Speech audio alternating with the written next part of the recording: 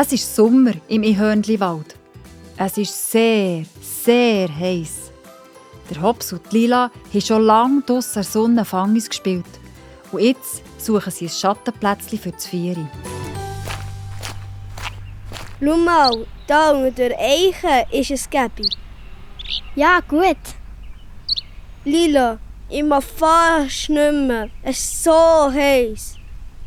Hops, du hast ja ganz einen roten Kopf. Und deine Haare sind ja ganz nass vom Schweiß. Die Mami hat doch noch gesagt, wir sollen Wasser mitnehmen und immer genug reichen. Jetzt haben wir es ganz vergessen vor lauter Fangis. Ich hatte keine Zeit. Ich musste die ja fahren. Warte, Hops, ich reiche ein bisschen Wasser für uns beide. Könntest du mit einem Röhrchen? Jetzt hast du schon noch Sonderwünsche. Ich schaue mal. Lila ist mit grossen Sätzen Wasser reichen. Es hat sie gedacht, der Hops sieht nicht mehr so fit aus und hat pressiert, damit er schnell zu reichen hat. Wie eine Rakete ist sie zu düsen. Hops, ich komme! Ah, danke Lila. Sogar mit Röhrchen. Ja, ich habe noch gerade gefunden. Und jetzt reich. Das tut gut. Zum Glück konnte ich das Wasser einfach aus dem Hahn lassen und musste es nicht aus einem Brunnen schöpfen. Du meinst wie die Frau am Brunnen in der Geschichte vorhin, gell?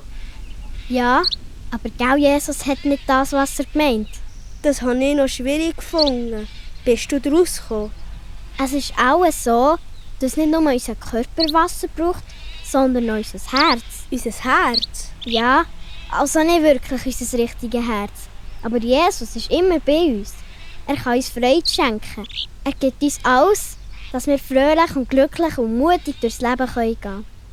Ein fröhliches Herz, das ist, wenn es mir gut geht. Ja, das verstehe ich.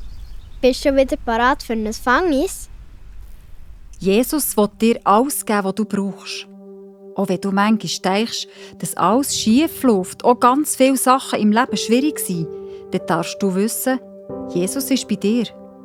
Er wohnt in deinem Herz und wird dir die Freude zurückbringen. Genauso, wie er es bei der jungen Frau am Brunnen hat gemacht. In der Bibel steht im Psalm 16, Vers 11, Gott, du zeigst mir den Weg, der zum Leben führt. Du beschenkst mich mit Freude, weil du bei mir bist.